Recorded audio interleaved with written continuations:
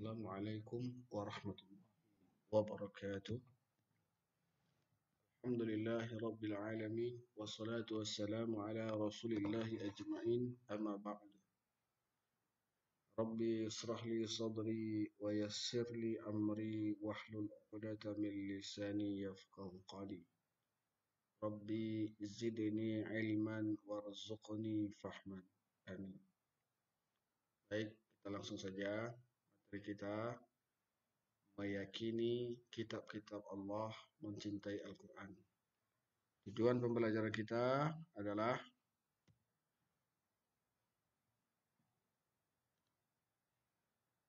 satu, mengenal kitab-kitab Samawi. Dua, mengenal sejarah kitab Samawi. Tiga, mengetahui dalil-dalil tentang kitab-kitab Samawi. Empat, mengenal Al-Quran sebagai kitab terakhir. 5. Keutamaan Al-Quran. Dan 6. Mengamalkan nilai-nilai iman kepada kitab dalam kehidupan sehari-hari. Baiklah, kita masuk. Pertama, mengenal kitab-kitab Samawi. Ada 2 poin yang kita bahas. Pertama, pengertian kitab. Yang kedua, nama-nama kitab dan rasul yang menerimanya. Tolong kamu perhatikan baik-baik. Kitab berasal dari bahasa Arab yang artinya tulisan. Sedangkan definisinya adalah kumpulan wahyu Allah yang dituliskan di dalam lembaran tertulis yang diturunkan kepada para rasul melalui perantara malaikat Jibril untuk menjadi pedoman bagi rasul dan umatnya. Nah, secara bahasa, kitab berasal dari bahasa Arab kata yaktubu kitaban. Artinya tulisan, ya, kumpulan atau tulisan. Sedangkan definisinya adalah kumpulan wahyu. Ingat ya. Ada definisi wahyu di sini. Poin pertama wahyu, kemudian dituliskan di dalam lembaran tertulis yang diturunkan kepada rasul. Ya, ada rasul di sini. Poin ketiga, melalui malaikat Jibril. Ya, ada malaikat Jibril untuk menjadi pedoman. Nah, ini poin keempat. Jadi dalam definisi ini kita pahami, pertama, kitab itu berkaitan dengan wahyu, kitab itu berkaitan dengan para rasul, kitab itu berkaitan dengan malaikat Jibril, dan kitab itu berkaitan dengan pedoman hidup. Nah, oke, kamu harus paham. Pertama, dari definisi yang kita pahami bahwa kitab itu adalah wahyu. Kitab itu diturunkan kepada para nabi dan rasul. Kitab itu diturunkan melalui perantara Jibril, malaikat Jibril. Yang keempat, kitab itu menjadi pedoman hidup. Lanjutkan ya. Nah, nama-nama kitab. Ada 4 kitab yang Allah turunkan. Pertama, kitab Taurat, ya, kepada Nabi Musa alaihissalam. Kitab Jabur kepada Nabi Daud alaihissalam. Kitab Injil kepada Nabi Isa alaihissalam. Dan Al-Quran kepada Nabi Nabi Muhammad sallallahu alaihi wasallam. Mari kita mengenal kitab Samawi. Apa itu Samawi? Samawi artinya langit. Artinya kenapa disebut kitab Samawi? Karena ia adalah kitab yang diturunkan dari langit. Kenapa? Karena 4 faktor tadi. Kenapa dia disebut Samawi? Karena memiliki 4 faktor. Satu tadi apa? Dia adalah wahyu. Yang kedua, dia adalah diturunkan kepada Rasul. Yang ketiga, dia diturunkan melalui malaikat Jibril. Yang keempat, dia adalah pedoman. Maka ketika sudah memenuhi 4 karakter ini, maka kitab tersebut disebut kitab Samawi. Dan kitab Samawi hanya ada 4 yang diturunkan oleh Allah Subhanahu wa Ta'ala. Nah, yang pertama Taurat. Di dalam bahasa Ibrani disebut Torah, artinya instruksi atau petunjuk. Nah, berarti kitab Taurat ditulis dengan bahasa Ibrani. Ya, kitab Taurat ditulis dengan bahasa Ibrani. Dalam bahasa Ibrani, Taurat disebut dengan Torah.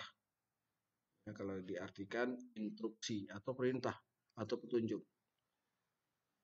Nah, kitab Taurat berisikan syariat atau hukum dan kepercayaan yang benar yang diturunkan kepada Nabi Musa alaihissalam pada kira abad ke-12 sebelum Masehi. Isi pokok Taurat adalah 10 firman Allah bagi Bani Israel. Ingat ya, Taurat diturunkan untuk Bani Israel di dalam bahasa Ibrani. Nah, selanjutnya, selain itu Taurat berisikan tentang sejarah para nabi-nabi terdahulu hingga sejarah Nabi Musa alaihissalam dan kumpulan hukum-hukum.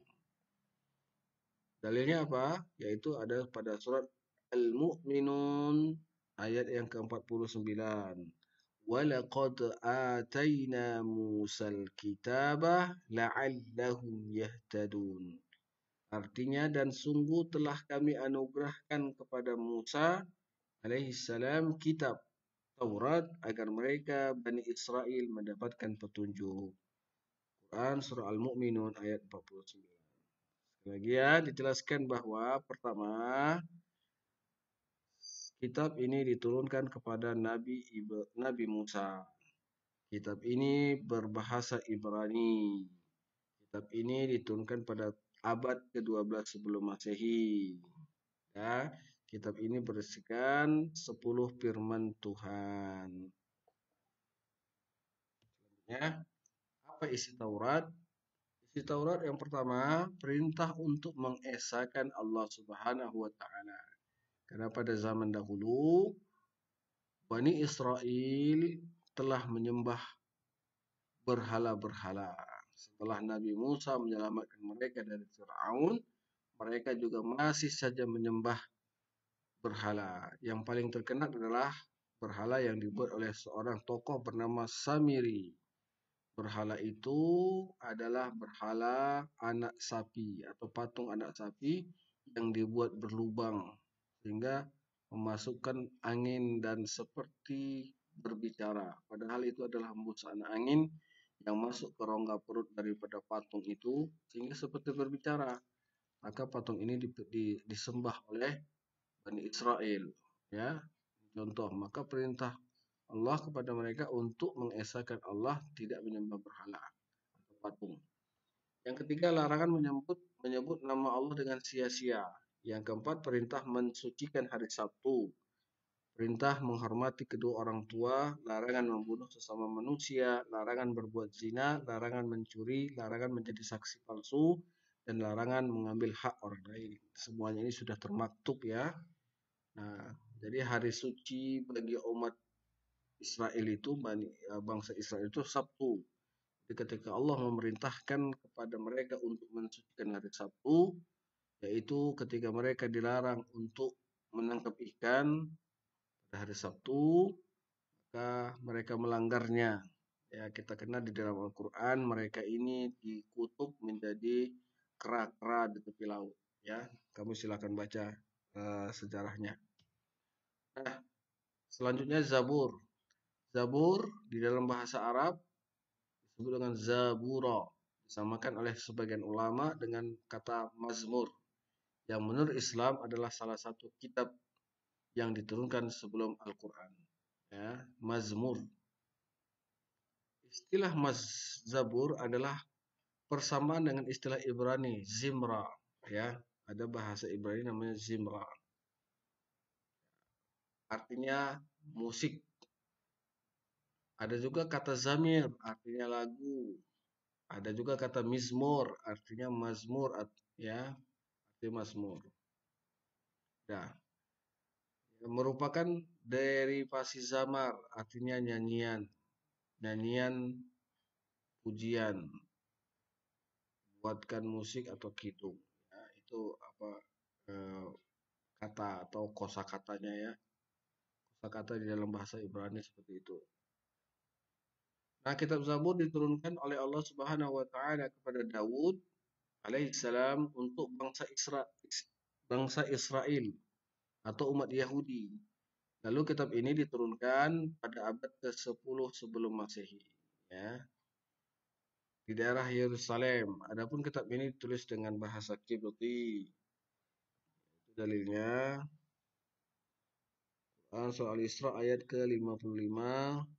Rabbuka a'lamu biman fis samawati wal ard wa laqad faddalna ba'dan nabiyyi 'ala ba'd wa atayna Dawuda zabura. Artinya, dan Tuhanmu lebih mengetahui siapa yang di langit dan bumi. Dan sungguh kami telah memberikan kelebihan kepada sebagian nabi atas sebagian yang lain, dan kami berikan Zabur kepada Daud. Yang perlu kami ingat ya, untuk penanggalan kapan dia diturunkan ini, yaitu masih dalam perdebatan panjang karena tidak ada yang tahu pasti ya. Baik, kita lanjutkan. Isi Zabur. Zabur adalah salah satu kitab dari kitab Allah Subhanahu wa taala yang diturunkan kepada Nabi Daud alaihissalam. Dan kitab Zabur merupakan ungkapan yang terdiri dari ya, doa-doa, zikir-zikir, nasihat-nasihat, hikmah-hikmah. Ya, di dalam kitab Zabur tidaklah terdapat hukum syariat karena sesungguhnya Nabi Daud alaihissalam diperintahkan untuk mengikuti syariat Nabi Musa. Artinya dua kitab ini berdekatan sekali dan tidak saling menghapus. Ya, nanti Zabur, Taurat dan Zabur ini dihapus oleh Injil, disempurnakan oleh Injil, ya, dan Injil disempurnakan oleh Al-Quran. Nah, sampai di sini dulu pelajaran kita. Nanti kita sambung kepada kitab Injil dan kitab Al-Quran dan seterusnya. Wabillahi taufiq wal hidayah. Assalamualaikum warahmatullahi wabarakatuh. Ingat, tolong semuanya menyimak video ini. Nanti akan ada soal yang Bapak sampaikan melalui Classroom. Jadi sebelum adanya soal di Classroom, tolong yang belum masuk kepada Classroom agar segera bergabung. Ya, agar segera bergabung. Untuk kodenya sudah Bapak serahkan di WA, sudah dituliskan di WA. Jadi silakan kamu cek dan kamu bergabung. Assalamualaikum warahmatullahi wabarakatuh.